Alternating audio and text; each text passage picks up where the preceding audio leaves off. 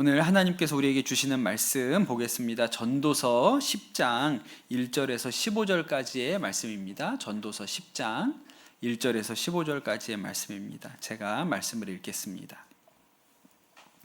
향수에 빠져 죽은 파리가 향수에서 악취가 나게 하듯이 변변치 않은 적은 일 하나가 지혜를 가리고 명예를 더럽힌다. 지혜로운 사람의 마음은 옳은 일 쪽으로 기울고 어리석은 사람의 마음은 그릇된 일 쪽으로 기운다. 어리석은 자는 길을 갈 때에도 생각 없이 자기의 어리석음을 누구에게나 드러낸다. 통치자가 너에게 화낼 때에 너는 내 자리를 뜨지 말아라. 침착하면 큰 잘못을 막을 수 있다. 내가 세상에서 본 잘못된 일 또 하나는 역시 통치자에게 볼 수 있는 크나큰 허물이다. 어리석은 사람을 높은 자리에 앉히고 존귀한 사람을 낮은 자리에 앉히는 것이다. 내가 보니 종은 말을 타고 상전은 종처럼 걸어다니는 일이 있더라. 구덩이를 파는 자는 거기에 빠질 수가 있고 담을 허무는 자는 뱀에게 물릴 수가 있다. 돌을 떠내는 자는 돌에 다칠 수가 있고 나무를 패는 자는 나무에 다칠 수가 있다. 도끼가 무딘데도 그날을 갈지 않고 힘쓰면 힘이 더 든다. 그러나 지혜는 사람을 성공하도록 돕는다.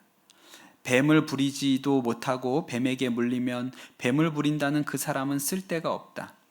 지혜로운 사람은 말을 해서 덕을 보고 어리석은 사람은 제 입으로 한 말 때문에 망한다. 어리석은 자의 입에서 나오는 말은 어리석음으로 시작해서 사악한 광기로 끝난다. 그런데도 어리석은 자는 말을 하고 또 한다. 무슨 일이 일어날지 아는 사람은 없다. 앞으로 일어날 일을 말해줄 수 있는 사람이 누구인가? 제 집으로 가는 길조차 못 찾는 어리석은 자는 일을 해도 피곤하기만 하다. 아멘. 하나님의 말씀입니다. 네, 이번 한 주간 나라에 또 오늘 또 지진으로 인해서 또 전 세계가 들썩이고 술렁거리고 있습니다. 우리에게는 하나님이 기도의 때라고 알려주신다고 싶습니다. 우리가 함께 기도해야겠습니다. 그 미국의 네브라스카 주라는 곳이 있다고 들었습니다. 제가 미국 지리 잘 몰라서 네브라스카 주가 미국 어디에 있는지 잘 모르는데 그냥 제가 들은 이야기는 소가 엄청 많다고 들었어요. 사람보다 소가 더 많이 사는 주라고 그렇게 들었습니다. 이 네브라스카주의 제일 큰 도시가 오마하라는 도시인데 이 오마하에는 네브라스카 주보다 더 유명한 사람이 살고 있습니다. 워렌 버핏이라는 아주 유명한 투자자가 이 도시에 살고 있다고 하죠. 한때는 빌 게이츠에 이어서 세계에서 두 번째 부자라고 불렸고 작년 11월에 가지고 있던 주식을 엄청나게 팔았대요. 그래서 주식시장이 폭락할 징조가 아니냐 뭐 이런 얘기들 하기도 하고 그렇게 주식을 엄청나게 팔아서 지금 확보한 현금만 449조라고 하니까 뭐 상상을 뛰어넘는 부자이지요. 근데 이분 좀 특별하고 특이한 분이라고 그렇게 알려져 있습니다. 일단은 그렇게 큰 부자가 큰 사업가가 네브라스카주에 살고 있다는 것도 되게 이상한 일이고 또 그분 사시는 집이 무슨 대저택도 아니고요. 1958년에 사놓은 2층 집에서 아직도 그냥 살고 있고 자동차는 2001년식 중고차, 우리 교우 중에 2001년식 타고 다니는 분 계세요? 거의 안 계실 것 같은데 2001년식 중고차 직접 운전해서 타고 다닌다고 하고 2019년까지는 스마트폰 없이 폴더폰 썼다 그러고 아침 식사로 제일 좋아하는 것은 맥모닝 세트. 동네 이발소에서 $12 주고 머리 자른다고 그렇게 알려져 있습니다. 그렇게 돈이 많은데 자식들에게 재산 물려줄 생각은 거의 없고 기부는 엄청 많이 하는 것으로 그렇게 알려져 있죠. 그래서 사람들이 이 워렌 버핏을 그 오마하의 현자다, 오마하의 지혜자다 그렇게 이야기를 하고 이분이 지금 90세를 훌쩍 넘겼는데 해마다 행사가 있습니다. 무슨 행사가 있냐면 워렌 버핏과 식사할 수 있는 기회를 경매로 붙이는 거예요. 그게 2000년인가부터 계속 해마다 했다 그러거든요. 매해 수많은 사람들이 워렌 버핏하고 밥 한 끼를 같이 먹으면서 대화를 하기 위해서 경매에 참여해서 엄청난 금액을 지불합니다. 뭐 40억, 50억씩 내고 그 식사 한 번을 하려고 그러는데 2022년에 누군가가 246억을 내겠다고 해서 그게 낙찰이 되었습니다. 최고가로 246억을 내고 이 워렌 버핏하고 같이 식사를 했다 그래요. 이런 얘기를 들으면 세상 사람들이 얼마나 지혜에 목마른가 우리가 생각을 해볼 수가 있습니다. 여러분 서점에 한번 가보십시오. 교보문고 같은 데 한번 가보면 자녀 양육에 대하여 나와 있는 책이 수백 권이 있습니다. 교사가 쓴 것도 있고 학부모가 쓴 것도 있고 정신과 전문의가 쓴 것도 있고 상담가가 쓴 것도 있고요. 수도 없이 많은 자녀 양육에 대한 책이 있거든요. 여러분 그게 무슨 뜻인지 아시겠습니까? 아무도 어떻게 키워야 되는지 모른다는 의미입니다. 그렇죠? 무슨 딱 정확한 방법이 있으면 한 것만 있으면 되거든요. 그러면 그 방법대로 키우면 되는 거예요. 근데 다 자기 나름대로 키우고 있다는 거예요. 여러분 그 서점에 가면 성공하는 법에 대해서 수백 종류의 책이 있고요. 돈 버는 방법에 대해서 더 많은 숫자의 책이 있고 자기 개발에 대해서 엄청나게 많은 책들이 나와 있습니다. 그게 뭘 의미할까요? 아무도 정확하게 어떻게 해야 되는지 모른다는 의미예요. 그냥 다 나름대로들 하고 있는 거지 수학책처럼 정확하게 답이 있으면 한 권만 있으면 되거든요. 다 그대로 살면 되니까. 근데 그렇지가 않은 것이죠. 제가 오늘 전도서 이 10장 말씀을 묵상하면서 생각을 좀 했습니다. 저 자신에게 물어봤어요. 나는 지혜로운 사람일까 아니면 어리석은 사람일까? 여러분 보시기엔 어떻습니까? 제가 지혜가 있는 것 같아요? 어리석은 것 같아요? 감사합니다. 그렇게 봐주셔서 속으신 거예요, 여러분. 2절 말씀에 이렇게 나오거든요. 지혜로운 사람의 마음은 오른쪽으로 기울고 어리석은 사람의 마음은 그릇된 일쪽으로 기운다라는 말씀이 있어요. 제가 이 말씀을 곰곰이 묵상하다가 하나님께서 저에게 주신 지혜가 하나 있는데 죄인은 기본적으로 어리석습니다. 죄인은요 어리석은 사람이 죄인이에요. 그러니 여러분 세상에 진짜 지혜 있다고 할 만한 사람이 거의 없다는 것을 알아야 합니다. 그러니 사람들이 이 워렌 버핏하고 밥 한 번 먹으려고 그렇게 애를 쓰는 거예요. 왜냐하면 지혜로운 사람이 없거든요. 그런데 여러분 워렌 버핏도요 그렇게 지혜로운 사람이 아닙니다. 그가 돈 버는 일에 있어서는 지혜가 있을지 모르지만 그가 살아가는 방식을 보면 별로 지혜가 없어요. 제일 좋아하는 음식이 뭘까요? 워렌 버핏이 햄버거, 스테이크 좋아합니다. 그것도 아주 짜게 먹는 거 좋아하고 단 것 엄청 좋아해서 밀크쉐이크에 오레오를 잔뜩 넣어서 갈아 먹는 거 좋아하고 코카콜라 막 달고 살아 하루에 몇 캔씩 먹고요. 아이스크림도 엄청 좋아한다고 합니다. 그러면서 아니 그렇게 안 좋은 것만 드셔도 되냐고 그렇게 사람들이 얘기하면 뭐라고 얘기하냐면 보험회사 통계를 보면 6살 아이의 사망률이 가장 낮으니 6살 아이처럼 먹는 게 가장 건강하다. 그런 철학을 가지고 있는 분이에요. 그러니까 그렇게 돈 버는 일에 있어서는 지혜로울지 모르지만 세상 살아가는 방식에서는 꼭 지혜 있다고 말할 분도 아닌 거예요. 여러분 죄인은요 기본적으로는 어리석을 수밖에 없습니다. 성경에서 하나님을 경외하는 것이 지식의 근본이라고 했잖아요.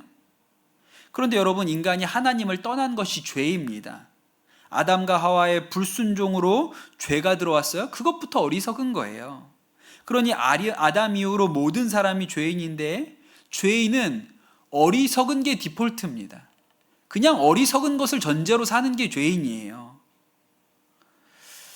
그 옛날에 그 경제학 이론에는 전제가 있었다고 합니다. 어떤 전제가 있냐면 모든 인간은 합리적으로 행동한다라는 전제하에 경제학 이론을 세웠다는 거예요. 그래서 시장은 늘 효율적으로 작동한다. 그 안에는 합리적인 사람 공급자와 합리적인 수요자가 있기 때문에 효율적으로 의사결정이 된다. 애덤 스미스가 그걸 뭐라고 얘기했어요? 보이지 않는 손. 보이지 않는 손이 알아서 공급과 가격을 만들어내기 때문에 경제가 돌아가는 것이다. 그렇게 얘기를 했던 거죠.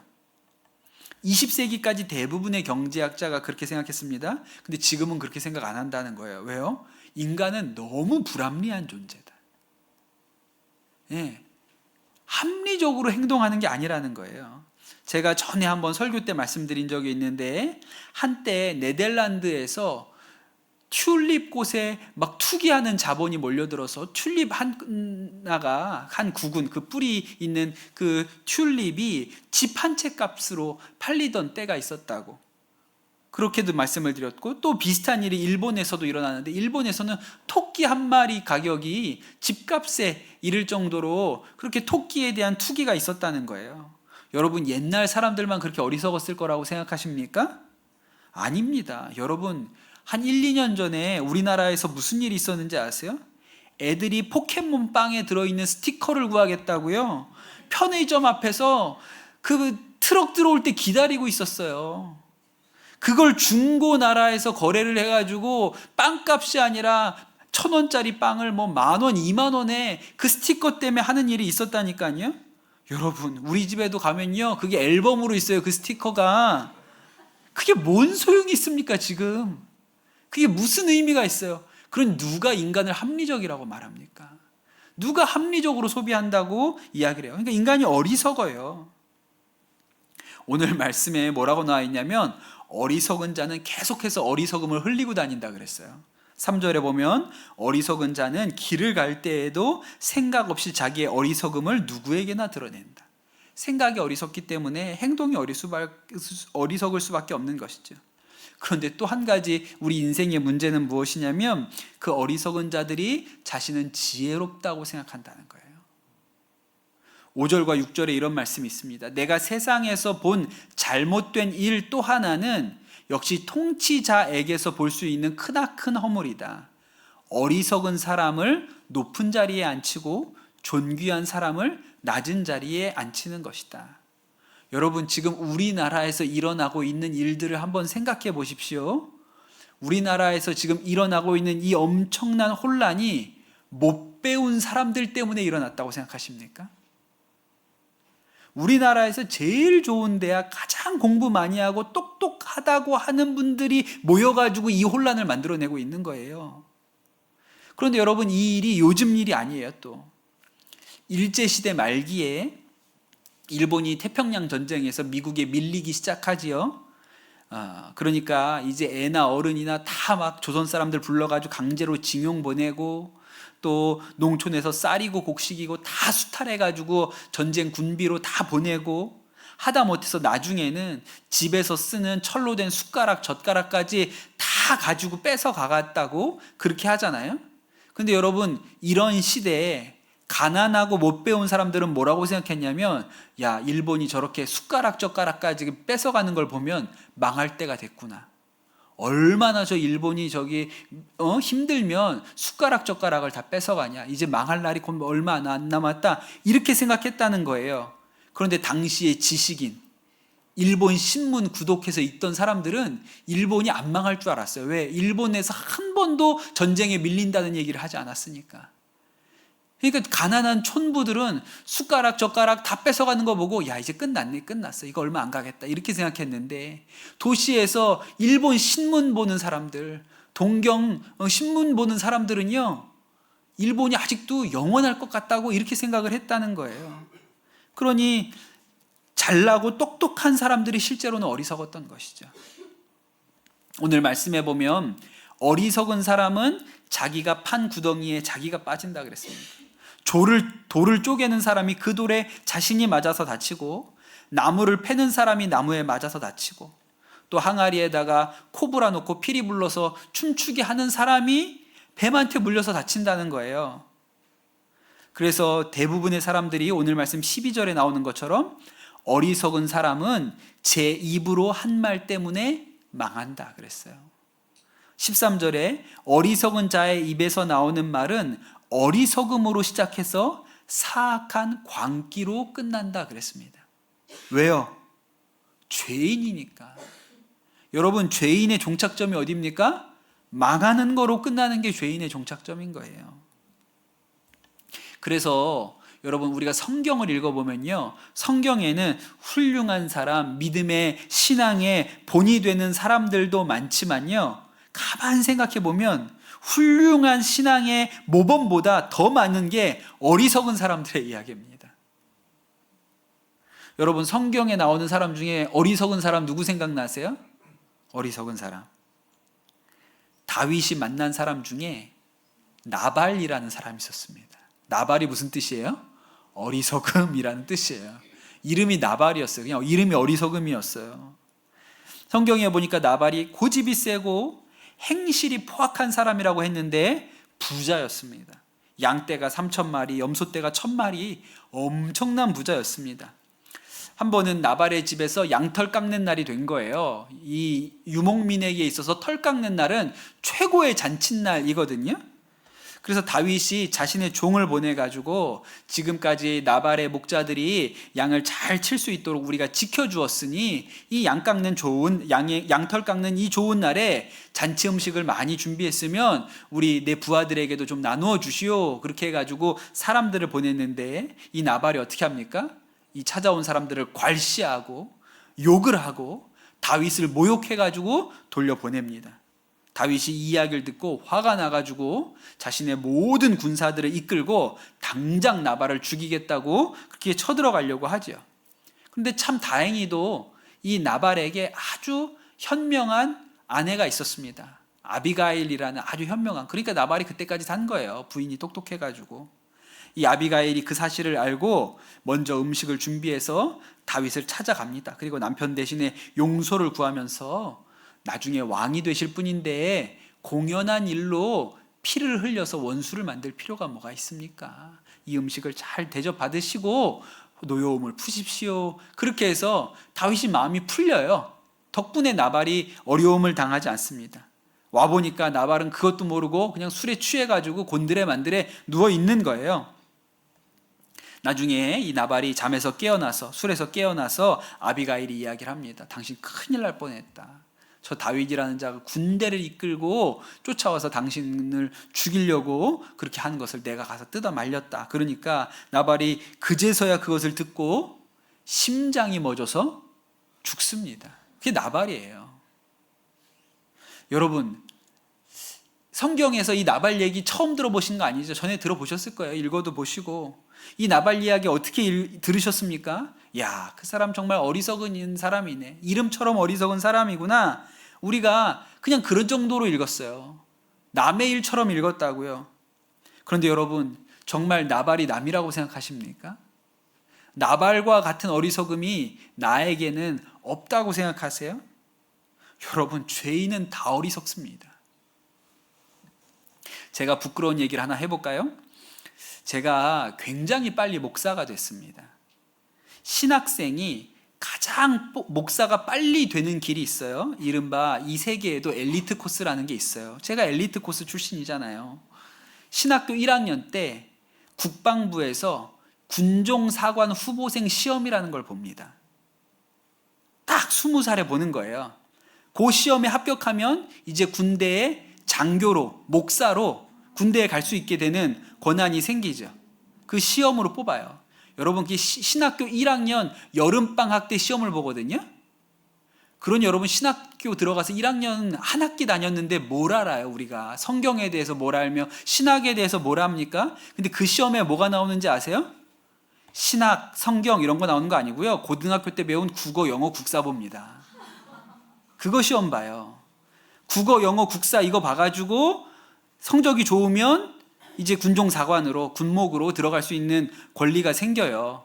이제 입대 날짜가 딱 정해지고 그때까지 목사 안수 받고 대기하고 있다가 입대하면 되는 거예요. 그래서 제가 25살에 목사 안수를 받았거든요. 동기들 중에 군대 다녀오고 가장 빨리 목사 안수 받은 친구들보다 제가 7년이 빨라요. 그래서 제가 그 선한 목자교회에서 24살에 전도사 사역을 시작했는데, 그리고 나서 1년 있다가 25살에 목사 안수를 받은 거예요. 근데 그때 제가 24살에 선한 목자교회에서 처음 전도사로 사역할 때, 그때 선한 목자교회 같이 입사했던 입사 동기가 있습니다. 그때 누구랑 같이 선한 목자교회 들어갔냐면 지금 선한 목자교회 담임 목사님이신 김다희 목사님하고 같이 들어갔어요. 저랑 입사 동기예요. 김다희 목사님은 저보다 신학교 2년 선배입니다. 2년 선배세요. 그런데 목사 안수는 누가 빨리 받았어요? 제가 훨씬 빨리 받았죠. 한 5년 빨리 받았을 거예요. 김다희 목사님보다. 저는 1년 있다가 바로 안수를 받았으니까. 우리가 같은 학교, 감리교 신학대학교 나왔는데, 감리교 신학대학교는요 아주 조그만 학교고 가족적인 학교라서 선배님들을 다, 남자 선배는 다 형이라고 부르고, 그 다음에 여자 선배는 다 누나라고 부르거든요. 그러니까 우리 김다희 목사님 저 2년 선배이기 때문에 형 이렇게 불러야 되는 거예요. 근데 제가 한 번도 형이라고 안 불렀습니다. 왜 그랬을까요? 저는 조금 있으면 목사 되고 이분은 계속 전도사잖아요. 신학교 선배기는 해도 난 목사님이고 여기는 전도사님인데 내가 왜 형이라고 불러? 그래서 형이라고 안 불렀어요. 근데 김다혜 목사님이 인품이 되게 좋은 분이에요. 근데 제가 형이라고 안 부르는데, 동생이 후배고 동생인데 제가 목사 안수 먼저 받으면 또 얼마나 이게 좀 꼽겠습니까? 근데도 김다혜 목사님 전혀 그렇지 않고, 후배인데도 제가 안수 받고 나니까 목사님 이렇게 예우를 잘 해주신 분이에요. 그런데 여러분 20년 지나서 어떻게 됐는지 아세요?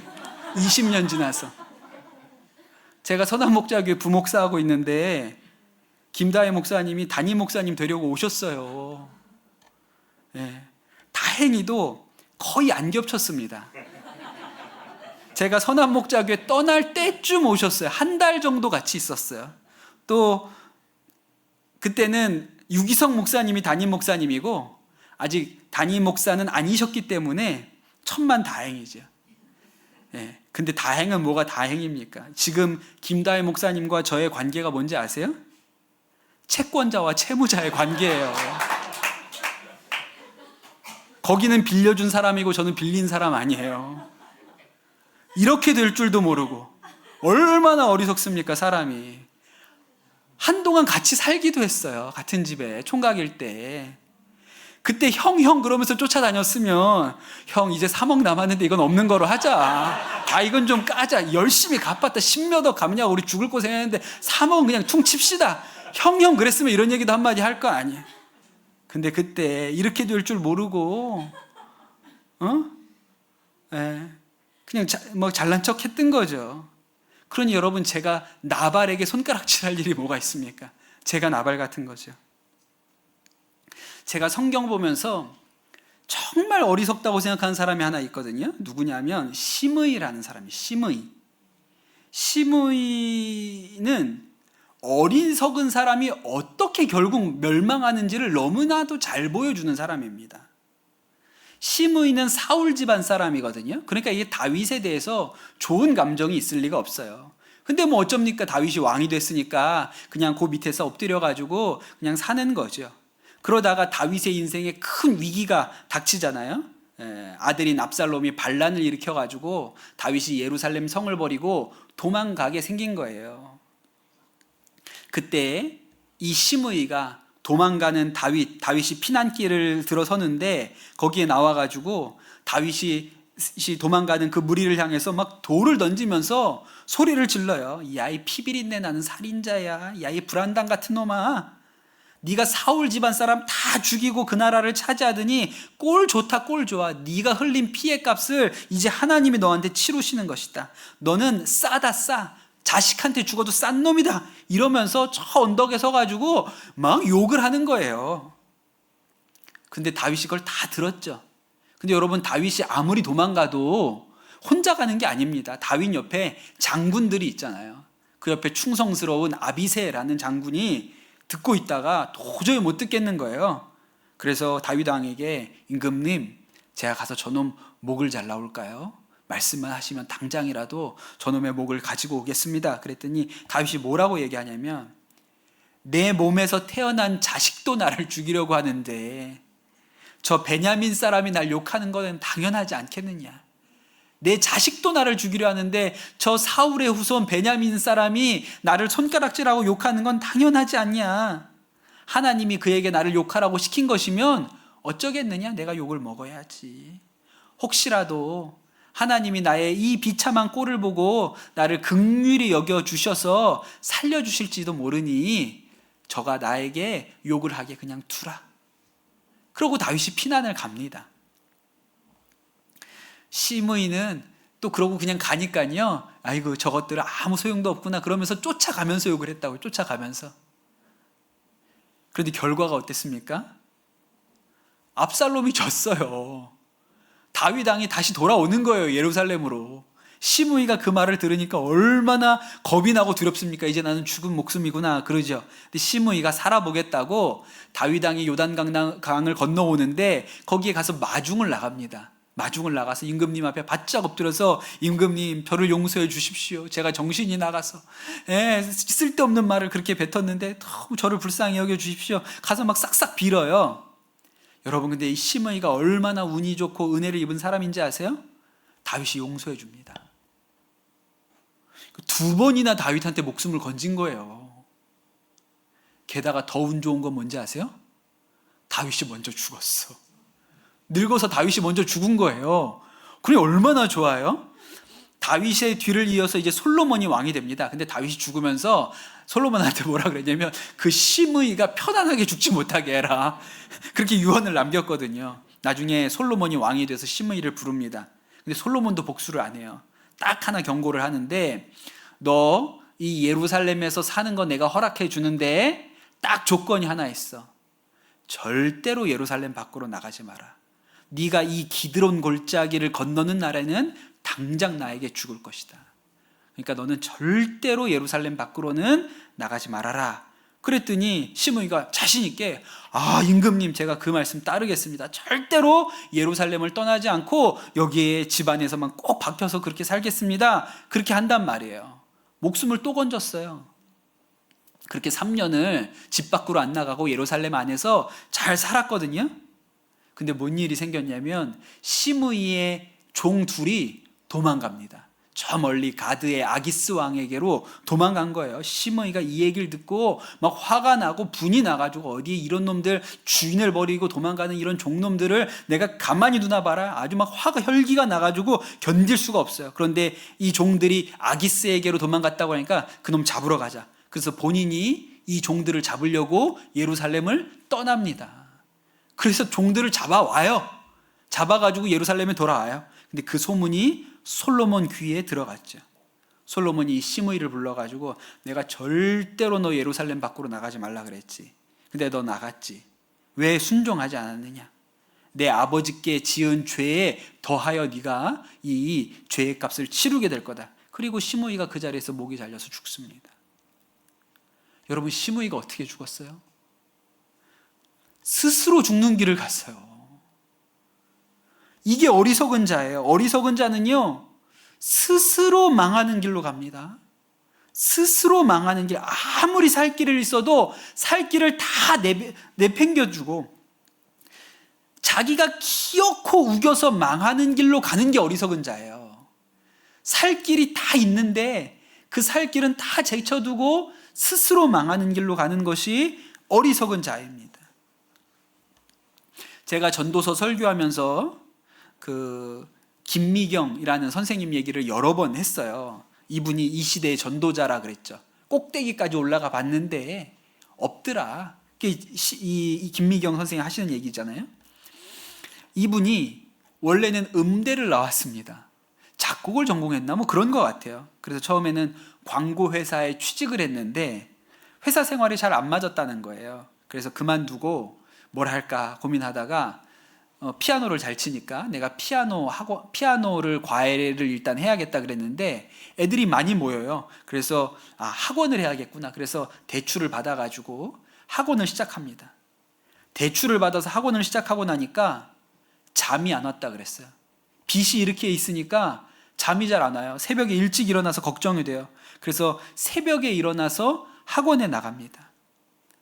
어머니가 아주 신실한 권사님이신데 어머니가 늘 새벽 기도 나갔거든요.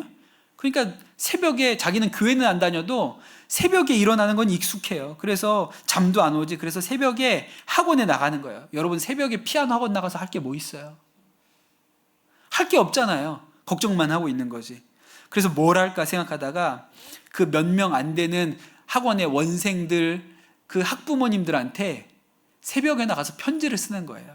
당신의 아들이, 당신의 딸이 우리 학원에 와가지고 이렇게 피아노를 배우고 있는데 내가 옆에서 지켜보니 얘는 이런 부분에 달란트가 있고 이런 부분을 잘하고 얘는 나중에 그래서 훌륭하게 될 것 같고 막 이런 편지를 써서 학부형들한테 보내주는 거예요. 근데 이게 입소문이 퍼지면서 피아노를 배우러 오는 애들이 엄청 났다는 거예요. 1년 반 만에 원생만 200명이 됐다는 거예요. 30도 안 된 젊은 피아노 학원 원장님이 그렇게 애들이 바글바글 하니까 나중에 피아노 학원 원장님들이 우리가 모일 테니까 우리한테 어떻게 그렇게 학원 운영을 잘하는지 강의를 좀 해달라. 그래서 이분이 강연자의 인생을 살게 된 거예요. 피아노 학원 하다가. 그리고 그때로부터 지금까지 새벽 기도도 안 가는 양반이 늘 새벽 4시면 일어나가지고 뭔가를 했다는 거예요. 어떤 때는 그 새벽에 일어나서 늘 영어 공부를 해가지고 이분이 얼마나 나중에 영어를 잘하게 됐냐면 미국의 뭐 석학들을 모셔가지고 인터뷰하는 그런 영상을 찍어 올릴 만큼 그만큼 영어 실력이 뭐 좋아졌어요. 새벽마다 영어 공부를 그렇게 수년을 해가지고. 그러니 여러분, 열심히 산 것으로 치면 누구에게도 부끄럽지 않을 만큼, 누구에게도 뒤지지 않을 만큼 그렇게 열심히 살았다는 거예요. 그렇게 열심히 살아서 그 코로나 시대에 다 힘들고 어렵다고 하던 그 시절에 직원 7명이었던 회사를 100명 직원을 거느린 회사로 성장을 시키고요. 그런데 그렇게 성공을 했는데 그렇게 성공하면 할수록 본인은 더 많이 일해야 되고 집에도 못 가고 직원들 월급 밀릴까봐 늘 노심초사하고 그러면서도 좋은 소리도 못 듣고 자녀들에게 좋은 엄마도 못 되고 너무 체력적으로 한계가 오니까 더 이상은 못하겠다. 이렇게는 죽는 것 말고는 방법이 없구나. 그런 한계까지 갔다는 거예요. 다행히도 그 위기에 예수님을 만난 것이 너무나도 축복이고 은혜지요. 그래서 성령님이 너 이제 하나님 없이 막 살지 말고 예수 그리스도 안에서 잘 살아라. 그렇게 말씀을 주셨다 그러잖아요. 그런데 여러분 생각해 보세요. 아무도 억지로 밀어넣은 게 아니에요. 아무도 그렇게 살려고 억지로 강요해서 그렇게 산 게 아닙니다. 스스로 좋아서 그렇게 산 거예요. 정말 똑똑하게 최선을 다하게 열심히 살아서 자신이 주저앉는 자리까지 간 거예요. 이게 사람이 하는 일이죠. 그러니 사람이 하는 일이 사람의 지식이라는 것이 얼마나 어리석은 것인지 몰라요. 그러면서도 사람들에게 이렇게 열심히 살아야 된다고 가르쳤으니 세상 지혜 있는 척은 다 했지만 실제로는 어리석게 살았어요. 여러분, 우리가 이 세상을 살아가는 방식이 어떻습니까? 잘한다고 노력해서 자녀 망치고 똑똑하게 산다고 해서 가정 망치고 내가 지혜롭다고 해서 교회 깨뜨리고 내가 잘 산다고 살다가 인생 망치는 게 우리가 하는 방식이라는 거예요. 죄인이 기본적으로 어리석습니다. 죄인은요, 지혜로운 척하지만 사실은 망하는 길로 가고 있다는 것을 알아야 돼요. 그러니 여러분, 우리가 십자가를 만나고 예수 그리스도를 만나는 일이 그렇게 중요한 거예요. 내가 죄인이라는 것을 깨달아야 내가 어리석은 자구나. 내가 지혜롭다고 했던 것이 다 착각이구나 라는 것을 그제서야 깨닫습니다. 그리고 깨닫게 되는 것이 내가 성령님의 도우심이 없으면, 성령님으로 충만하지 않으면 내가 지혜롭다는 생각을 가지고 망하는 길로 가는 거구나. 그것을 깨닫고 인정해야 되는 거예요. 여러분, 교회 나오고 예배 나온다고 하고 다가 아닙니다. 그러면서도 여전히 내가 옳고 내가 지혜롭다고 생각하면서 살면 그것이 너무나도 어리석은 거예요. 우리가 성령께서 내 마음을 비춰주시고 조명해 주시는 것을 깨닫지 못하면 망하는 길로 가면서도 지혜롭게 산다고 착각하다가 결국 망하는 인생 사는 게 그게 우리의 어리석은 인생입니다. 여러분, 목회하다 보면요, 성도들이 정말 말 안 듣는 경우가 많습니다. 사람이 한번 자기가 옳다는 생각에 꽂히잖아요? 그러면 안 들어요. 무슨 소리를 해도 안 듣습니다. 여러분, 다 뜯어말리는 결혼해가지고 잘 사는 사람 본 적 있어요? 다 아니라고 하는 결혼해가지고 잘 사는 사람 본 적 있냐고요? 있으면 저한테 데리고 오세요. 나중에 다 그 결혼 생활이 어렵게 되고 힘들게 되어져야 그제서야 알아요. 야, 그때 그 말이 맞구나. 그렇게 생각해요. 여러분, 반대로 이혼하겠다고 하는 사람도 못 말립니다. 못 말려요, 이혼한다고 하는 사람이요. 이혼하면 잘 살 것 같죠? 이혼하면 걱정이 다 없어질 것 같죠? 여러분, 이혼하면 하는 순간부터 먹고 사는 거 걱정해야 됩니다. 그런데 못 말려요. 한 번 꽂히면 말릴 방법이 없어요. 제가 잘 아는 우리 교우 하나가, 정말 거의 20년 가까이를 잘 알았던 교우 하나가 이혼했다는 얘기를 제가 지난주에 들었어요. 1년이 지나서. 말릴까 봐 물어보지도 않아, 나한테 와서. 그냥 하고 오는 거지, 물어보지도 않고 그냥 이혼하고 오는 거예요. 그렇게 교회에서 교인들 간에 금전거래 하지 말라고, 누가 빌려달라고 해도 빌려주지 말고, 투자하라 그래도 믿지 말라고 하잖아요? 다 몰래 해요. 앞에서는 고개 끄덕여, 아멘하고, 뭐 고개 끄덕여요. 그러고 몰래 한다니까요. 그러면 목회자가요, 돈 준 사람도 만나야 되고 돈 받은 사람도 찾아가야 됩니다. 가서 그런 거 사람들한테 돈 달라, 돈 빌리고 이런 거 하지 마세요. 투자한다고, 그리고 투자금 걷는다고 이런 거 하지 말라고 가서 얘기하잖아요. 그러면 죄송합니다, 목사님. 아니면 제가 이제 끝내겠습니다. 빌린 건 다 갚겠습니다. 이렇게 한 사람 한 명도 없습니다. 이렇게 한 사람 하나도 없어요. 다 뭐라 그래요? 이건 괜찮은 거라 그래요. 목사님 몰라서 그렇지 내가 하는 건 괜찮다고. 그러고 아니라고 그러면 목사님 나 사기꾼이라고 보냐고. 교회가 뭐 이렇게 사랑이 없냐고. 맨날 사랑이 없대, 목사가 뭐라 그러면. 그 사람 말 안 들으니까 들어간 사람이라도 빼와야 되잖아요. 돈 집어넣은 사람이라도 빼와야 되잖아요. 그 사람도 안 나오긴 매한가지예요. 처음에 돈이 좀 들어왔거든요. 이익이 조금 생겼어요. 얼마 넣었는데 처음에는 이자도 주고 그래요. 처음부터 안 주는 사람 어디 있어요. 그러니까 이 사람이 철석같이 믿어요. 목사 말은 안 믿는데 그 이자 한두 번 준 사람 말은요, 철석같이 믿습니다. 근데 우리가 이런 거 한두 번 봤냐고요. 한두 번은 들어온다니까요. 그래서 잘 된 경우 본 적이 없어요. 그러다가 불러서 얘기를 해도 안 듣습니다. 여러분, 강남에, 우리도 강남이잖아요. 강남에 어떤 대형 교회에서 어떤 집사가 교인들한테 돈 빌리고 투자하라 그래가지고 500억을 빌려다 썼대잖아요. 500억을.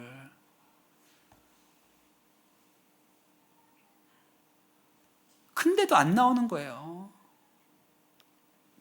그러면 방법이 없죠. 뭐 본인이 괜찮다는데. 그럼 옆에서 서서 망하는 거 지켜보는 것밖에 방법이 없습니다. 결국 그러다가 얼마 지나면 사람 떠나고 돈 손해보고 믿음 잃고 교회 떠나고, 이런 일을 한두 번 본 게 아니거든요. 여러분, 제가 늘 얘기하잖아요. 진짜 돈 벌 기회가 있으면 내가 벌지, 그 기회를 왜 남한테 줘요. 내가 벌어다 내가 쓰지. 결국 망하는 길로 가요. 여러분, 우리가 한 가지 인정해야 되는 거예요. 죄인은 기본이 어리석다. 죄인은 기본이 어리석은 거예요. 죄인인데 지혜로운 사람이 어디 있어요. 죄인은 어리석은 게 기본값입니다. 그래서 성경이 뭐라고 얘기하냐면, 우리가 다 어리석어서 양같이 그릇 행했다 그랬어요. 그러니 여러분, 우리가 정말로 어리석다는 것을 깨달으면, 우리가 지혜가 없다는 것을 깨달으면, 죄인은 어리석은 게 기본값이구나 라고 깨달으면, 성령님의 말씀이 없이는, 성령님의 조명하심이 있지 않으면, 깨어있지 않으면 나는 망하는 길로 가겠구나, 내 소견에 옳은 대로 살다가 망하는 길로 가겠구나, 이렇게 생각해야 되는 거예요. 그럼 여러분, 어리석다는 사람의 이 이야기가 절대로 남의 이야기가 아닙니다. 오늘 말씀에 뭐라 그랬냐면 어리석음으로 시작해서 사악한 광기로 끝난다 그랬어요. 여러분, 광기로 안 끝나는 걸 다행으로 여기세요. 여러분이 예수 믿어서 어리석기는 하지만 광기로는 끝나지 않습니다. 이게 천만 다행인 거예요. 그런데 여러분, 이렇게 끝나지 않으려면 내가 죄인이고 어리석다는 것을 인정해야 돼요. 아니, 죄인이니까 어리석죠. 죄인이니까 지혜가 없죠. 십자가 앞에서 그 잘난 척하면서 열심히 산다고 똑똑하다고 자랑하던 내가 얼마나 어리석은지를 알아야 된다니까요. 그게 우리가 사는 길입니다. 제가 오늘 말씀 준비하면서 돌이켜보니까 어리석게 행한 일이 너무 많아요. 그때 하나님 앞에 한 번 더 물어봤으면, 하나님이 입 다물라 그랬을 때 그때 한 번만 더 참았으면, 그렇게 지혜 없이 지식 없이 어리석게 한 일이 너무 많아요.